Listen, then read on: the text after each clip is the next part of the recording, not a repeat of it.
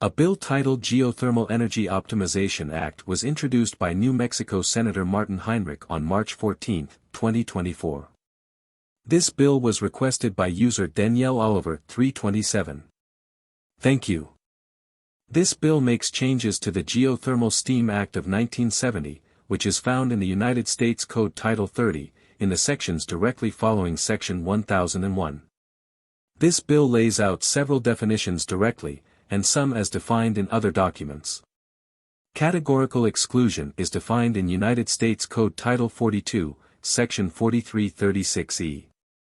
Here, it is defined to mean an exclusion that some federal agencies deem to not have an impact to the environment as it relates to human quality.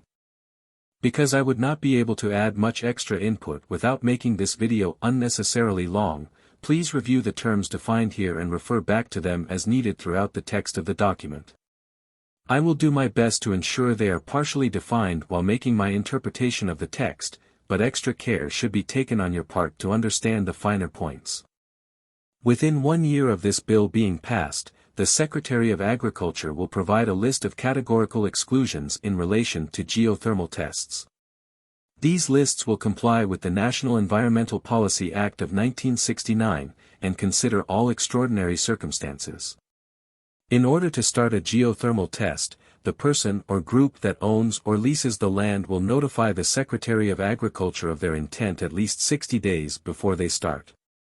Within 30 days of a complete application for geothermal observation, the Secretary of Agriculture will determine if the project is on the categorical exclusion list and notify the leaseholders of the decision. If the project does not qualify, the Secretary of Agriculture will notify the leaseholders as to why it does not pass, and will give them another 60 days to fix what is needed in order to be accepted.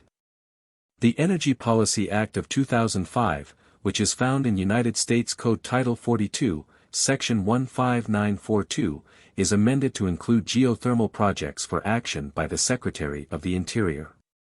This includes designating certain amount of public land and rules on proper environmental stipulations. This amendment to the Energy Policy Act of 2005 also adds the ability for these geothermal projects to build, at most, 20 miles of electrical lines to power the project. The Geothermal Steam Act of 1970, which is found in United States Code Title 30, Section 1003, to increase the frequency of lease sales from every 2 years to every year, and allows for a new sale if the original sale is cancelled or delayed. The Secretary of the Interior and the Secretary of Agriculture are required to give decisions on lease purchase application within 60 days of their submission. The bill requires the appointment of a geothermal ombudsman by the Secretary of the Interior. An ombudsman is an official, usually appointed by the government, who investigates complaints, usually lodged by private citizens, against businesses, financial institutions, universities, government departments or other public entities, and attempts to resolve the conflicts or concerns raised. This ombudsman will be in charge of making the application and acceptance process better, improve communications with the Bureau of Land Management, assist government departments with approving applications, create task forces for additional duties, develop rules around input from different agencies, and all duties described earlier of an ombudsman. The ombudsman will get all resources like money and workers, from the Bureau of Land Management.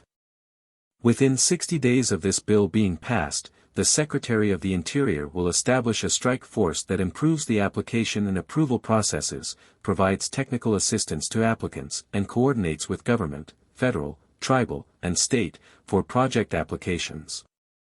Members of this strike team will be members of the Bureau of Land Management picked by their director and the Secretary of the Interior.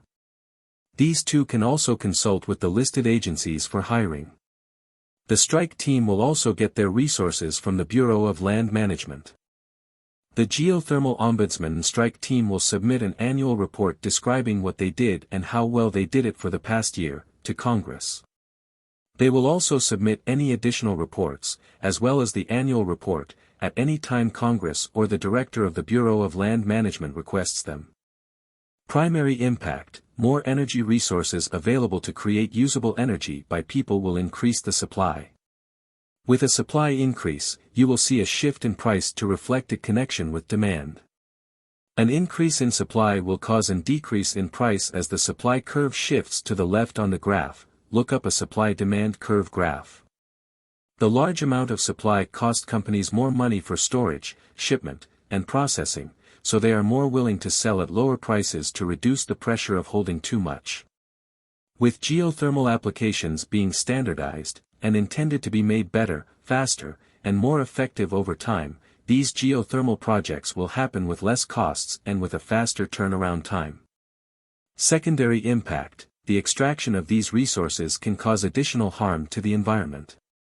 These measures are put in place to limit those impacts, but an impact will still be made. Clean energy, like that from solar cells, wind turbines, water dam generators, even nuclear power plants, are all wonderful innovations in energy generation and distribution. Many of them are still economically inferior to generation through resource extraction like natural gases, fossil fuels, coal and other mineral deposits. These all cause more damage environmentally, but cost less economically.